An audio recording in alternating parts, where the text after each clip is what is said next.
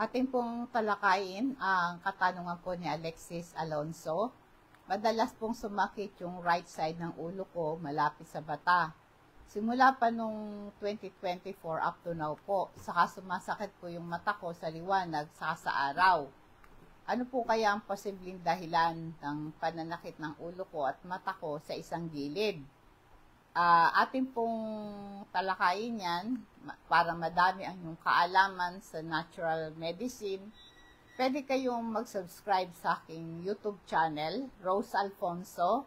Click nyo po yung subscribe pati yung bell para kayo po updated sa aking mga health lecture.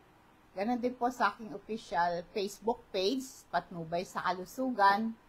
Click lang po yung follow, like, and share.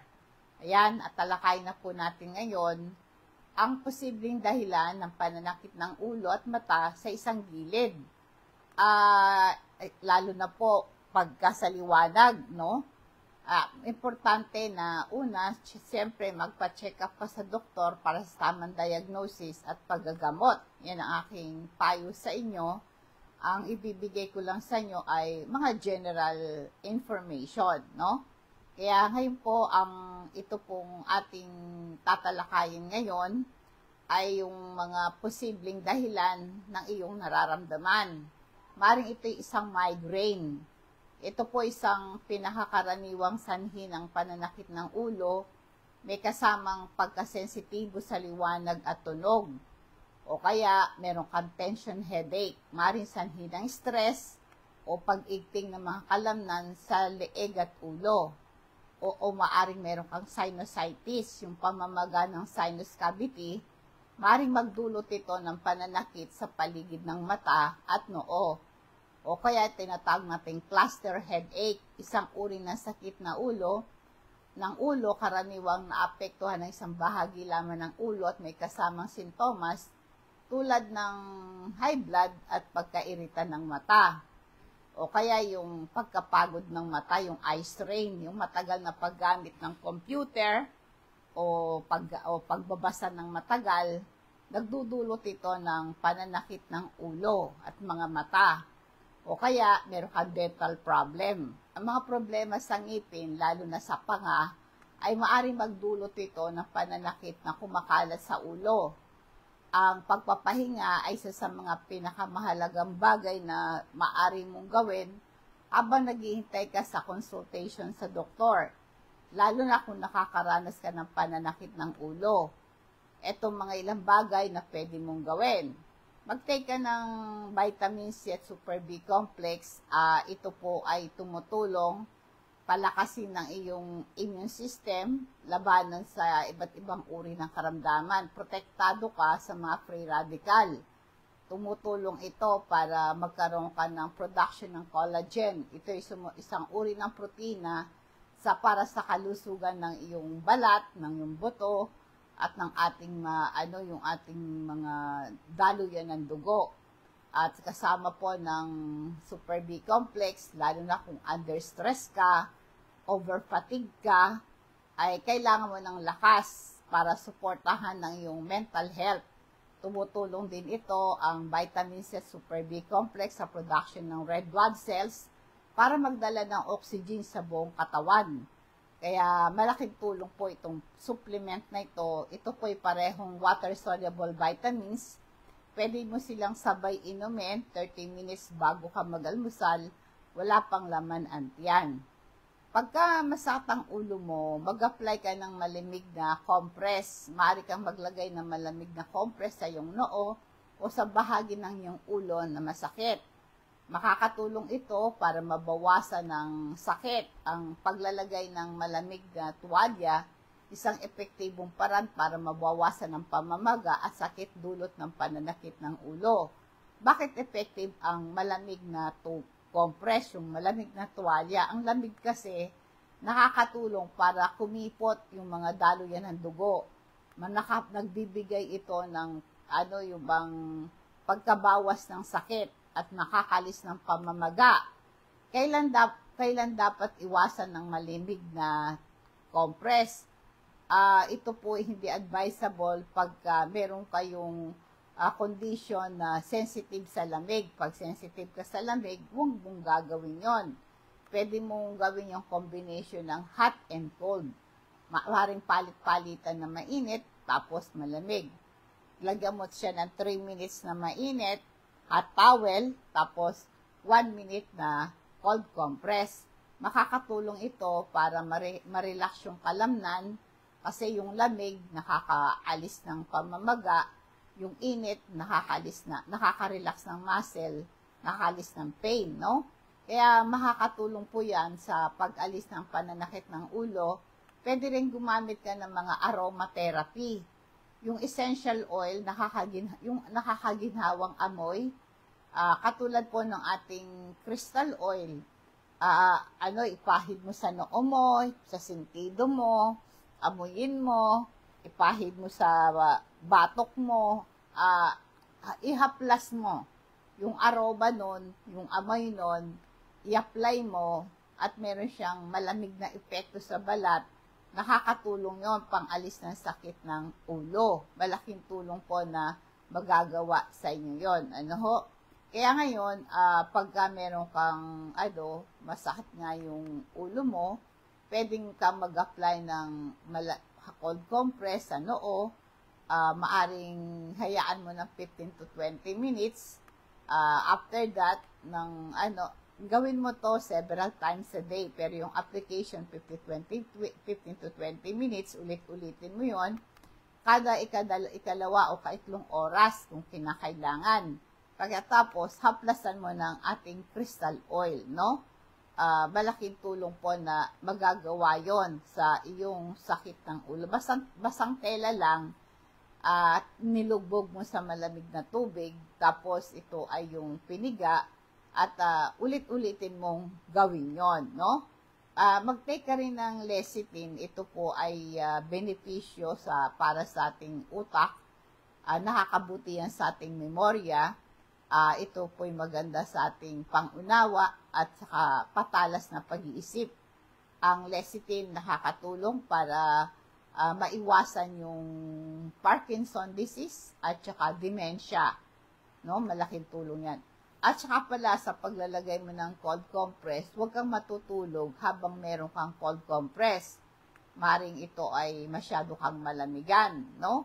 Kaya, ayan po. Basta maglagay ka lang ng cold compress paggising ka. Kung ginawa mo yon, di ka pa rin nare-relieve, magpa-check up ka na sa doktor.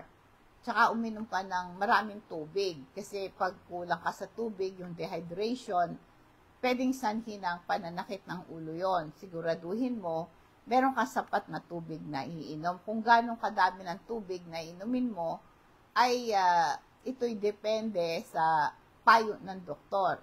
Depende sa klima, minsan sa sobrang init, kailangan mo ng maraming tubig, di ba? Kaya ang nire-recommenda na tubig, lalo na kung nauuhaw ka, yun ang tamang indication na kulang ka sa tubig. At saka pag ang ihi mo ay madilaw, no? Ibig sabihin, dehydrated ka. Yan ang mga senyales ng dehydration. Kasi pag dehydrated ka, masakit ang ulo mo. At saka madali kang mapagod, tapos tuyong-tuyo yung bibig mo. Ngayon, para madagdagan yung tubig na iniinom mo, magdala ka lagi ng tumbler or water bottle. Pwede kang maglagay ng lemon sa tubig mo para maging masarap. Maaring uminom ka ng tubig, maaring 30 minutes bago ka kumain, and 2 hours after meal, inom ka ulit ng tubig. Pagkatapos mo mag-exercise, inom ka ng tubig. Iwasan mo lang yung mga alcoholic beverages, caffeinated, nagdudulot siya ng dehydration. Ang tubig lang ang dapat mong inumin pag masakit ang ulo mo. Kumuha ka ng tubig mula sa mga katas ng prutas tulad ng pakwan, pinya, oranges, at saka yung ubas, yung matubig ba. Ito ay simpleng paraan para manatiling malusog at mawala ang pananakit ng ulo mo. Iwasan mo lang yung mga pagkain nagpapalala ng sakit ng ulo. Nakaka-trigger na sakit ng ulo yung tiramine. Natatagpuan ito sa keso, sa alak, at mga pinausukang karne. mga artificial sweetener, no? Ang Tyramine na yan, yung pampatamis sa yung inumin, nagkukos ng sakit ng ulo yan. Kaya iwasan mo yon, lalo na yung shake, milk tea, di ba? Mga inumin na pampalamig, no? Iwasan mo yan. Mas maganda, ang simple lang, maaring mag-lemon juice ka na may pepino juice. Yan, maaring pineapple juice, yung natural, hindi yung nasa lata. Di ba? Tsaka pagka sumasakit ang ulo mo, napakahalaga yung nakakatulog ka. Kasi pag nakakatulog ka, nare-relax yung kalamnan mo. Kaya, para makatulog ka, magandang kalidad ng tulog mo, pwede mo nga pahiram ng ating crystal oil. Nakakalis din yun ng decongestant yan. Makakatulong para mapabuti yung paghinga mo, para mawala yung bara sa ilong mo. Lalo kung may sinusitis ka, no? May pampakalmanting effect yan sa ating digestive system. Kaya, malaking tulong po yung ating crystal oil, no? At itataboy pa niya yung mga lamok at hindi ka kakagatin. Yung mga pagkaing mayaman sa Tyramine, tulad na sabi ko, ay kaya po masama ang Tyramine sa ating ulo kasi amino acid yan eh. Nagpapaluwag ng mga blood vessels sa utak na nagdudulot ng pananakit ng ulo. Ang mga pagkaing mayaman sa Tyramine, yung matandang keso, cheddar, blue cheese, at iba pang matatandang keso, yung alak, yung red wine, beer at ilang uri ng liquor, mga pinausukang karne, bacon, ham, sausages at tuyo, yung isda, sardinas at tuyo at fermented fish, yan po'y mayaman sa Tyramine.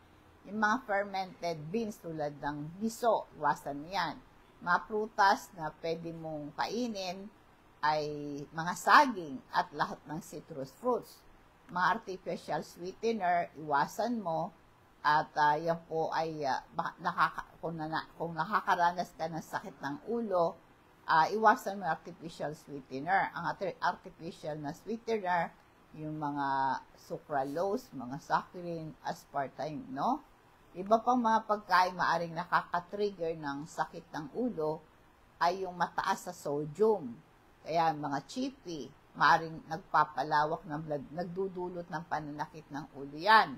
Pati mga tsokolate, kasi may mga chocolate na may caffeine eh, nakaka-trigger din ng headache yung chocolate, no? Mga pagkain mayaman sa MSG, paglalagay ng flavor enhancer, nagdudulot ng sakit ng ulo yan.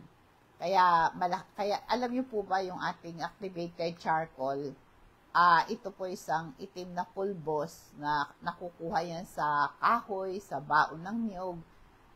Ito po ginagamit na medisina matagal ng panahon pa. Meron siyang antibacterial properties, pumapatay siya ng uri ng bakterya sa ating digestive system. Nakakabawas siya ng pamamaga sa bituka. At saka ito'y nakakabuti para maiwasan po yung kabag, nabuwa, nalason ka, food poisoning. Mag-take an activated charcoal. Ito po yung maganda sa overdosage ng gamot, no? At saka pang-alis ito ng yung hangover, at ito po ay pang-control ng diarrhea. Dito yung nagpapakinhawa ng kabag, at ang activated charcoal sumisipsip ng gas at toxin sa bituka. Nakakabawas ito ng kabag, pampabango pa ng hininga. Sumisipsip kasi activated charcoal ng bacteria toxin sa bibig at nakakatulong sa pagpabango ng hininga. Kung kayo po ay merong sakit ng ulo, isulat nyo lahat yung mga kinakain at iniinom nyo. Pagkatapos mong kumain, nakakaranas ka ng sakit ng ulo. Tinatawag natin itong elimination diet. Iwasan mo yung mga karaniwang trigger food sa loob ng 1 linggo at tingnan kung bubuti ang iyong kalagayan. Ang doktor ay maaring makatulong sa iyo para matukoy ang particular na pagkain nakaka-trigger ng sakit ng ulo nyo. Tandaan nyo, ang trigger food ay magkakaiba sa bawat tao. Kung madalas kang nakakaranas ng pananakit ng ulo, pinakamabuti na magpa-check up sa doktor upang matukoy ang sanhi para ikaw makatanggap ng tamang panggagamot. Mag-relax ka. Subukan mo yung relaxation technique tulad ng deep breathing, meditation, makakatulong yan para mabawasan ang stress mo at mawala ang pananakit ng ulo mo. Ang pagre-relax, ito po isang paraan patanggal ng sakit ng ulo, lalo na kung ang sakit ng ulo nyo dulot ng stress at tension, no? Kaya nga po, yung relaxation technique, ang kaya napakahalaga, nakakabawas ito ng stress hormone.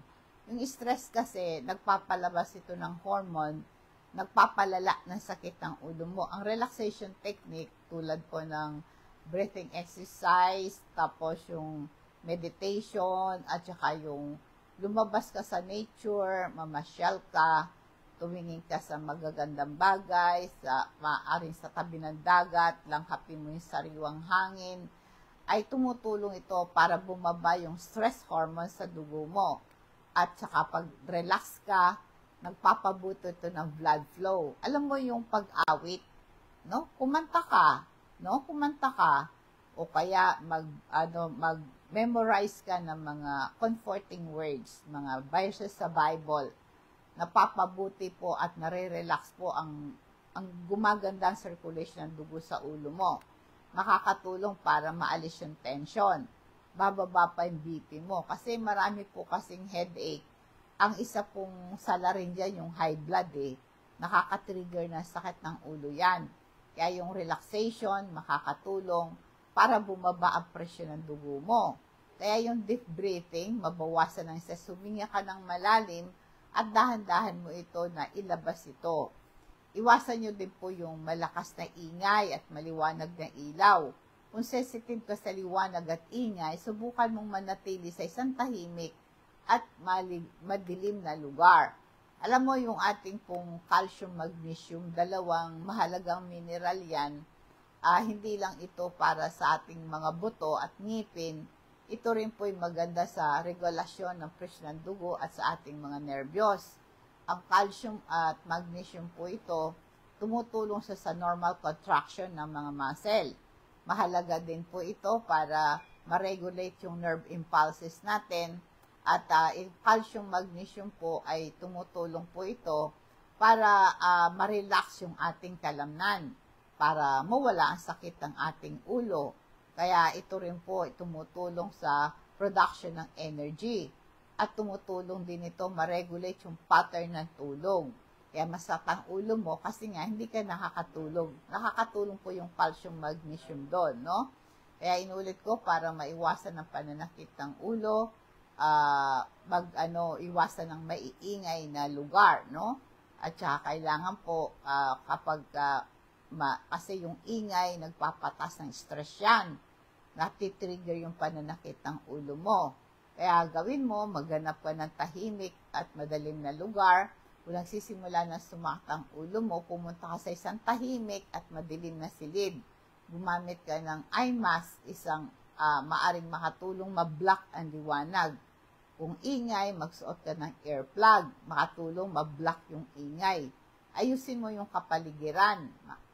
Subukan mong ayusin ang yung ibaba mo yung liwanag, yung tunog, limitahin mo yung screen time mo, yung paggamit mo ng tablet, laptop, iPhone, no? Iwasan mo yan. Malaking po yan. Makakatulong po yan. Mag-ingat ka sa posture mo kasi yung bad posture, nagdudulot din ng pananakit ng ulo. Siguraduhin mo na umupo ka o tumayo ka ng tuwid. Nagdudulot kasi ng pananakit ng ulo yung maling posture. Yung tension, ito po ay nakaka-cause ito, nagdudulot ito ng pananakit ng ulo. Kaya nga po yung good posture, nagdadala ito ng oxygen at nutrients sa utak at magdadala ito ng pangalis ng sakit ng ulo. Yung komportabling position, nagdudulot ito ng magandang sirkulasyon ng dugo sa ulo. Kaya pagka ikaw ay nakaupo, nakasandal ka, maring nakapatong ang iyong paa sa elevated na parang footstool, ganon. Iwasan mo yung sobrang pagyuko habang nagtatrabaho sa computer. Kailangan po siguraduhin mo yung monitor mo nasa antas ng iyong mga mata. Magpahinga ka ng regular, maglakad-lakad ka kada 30 minutes para mabawasan ang tension ng iyong kalamnan. Matulog ka sa isang komportableng posisyon. gumamit ka sa una na suportado ulo at leeg mo. Mag-exercise ka regularly para lumakas ang iyong muscle sa likod at leeg, no? Magpatingin ka sa isang physical therapist kung talamak ang pananakit ng ulo mo, dulot ng maling posture. Makatulong ang isang physical therapist magturo sa iyo ng mga stretching exercise para mapabuti yung body posture mo. Pwede ka rin gumamit ng over-the-counter. Kailangan yung over-the-counter na gamot para sa pananakit ng ulo tulad ng paracetamol. Siguraduhin mo na ito po ay reseta ng doktor mo. Baka ito'y magkaroon po ng side effect, no? Kaya marami po kasing mga gamot na may side effect. Kaya maganda po kumonsulta ka sa doktor, anumang underlying medical condition na cause ng sakit ng ulo mo, kahit anong gawin mo, di ka pa rin gumagaling, baka meron kang ibang sakit, no? Kaya dapat check up, no, ang pananakit ng ulo, lalo na kung madalas, sabi mo 2024, 2024 hanggang ngayon, ganon, kailangan po yung pananakit ng ulo na yan, pag hindi ka gumagaling, dapat alamin yung underlying medical condition, no?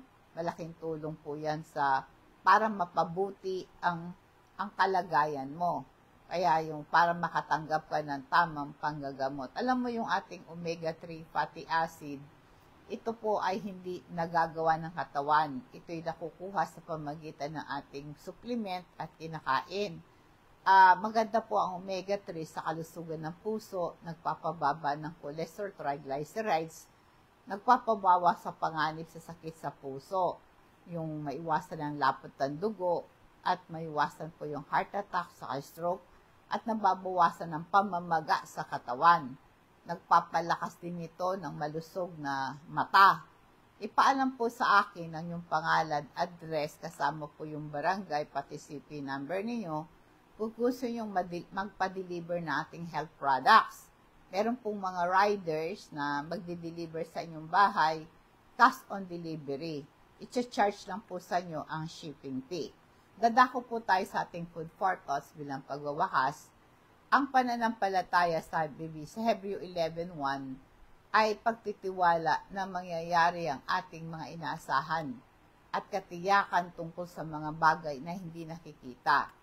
Kinalugdan ng Diyos sa mga tao noong una dahil sa kanilang pananampalataya sa Kanya.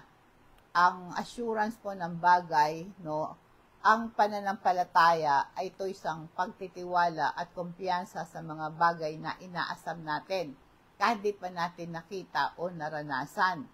Meron kang conviction, meron ka sa bagay na hindi mo nakikita. Yung pananampalataya, pagtitiwala sa mga bagay hindi pa natin nakita, o kahit hindi mo pa naintindihan sa kasulukuyan.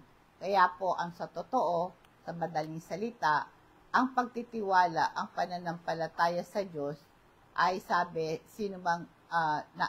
niya, sino mang nananampalataya, katulad po ng karanasan ni Abraham, nanampalataya sa Diyos kahit hindi niya to nakikita, naniwala siya sa mga pangako ng Diyos sa kanya, kaya nagtiwala. Kaya ang pananampalataya sa mahalagang bahagi ng buhay ng isang Kristiyano, nagbibigay sa atin ng lakas at pag-asa at patnubay sa ating paglalakbay sa buhay. Magandang gabi po.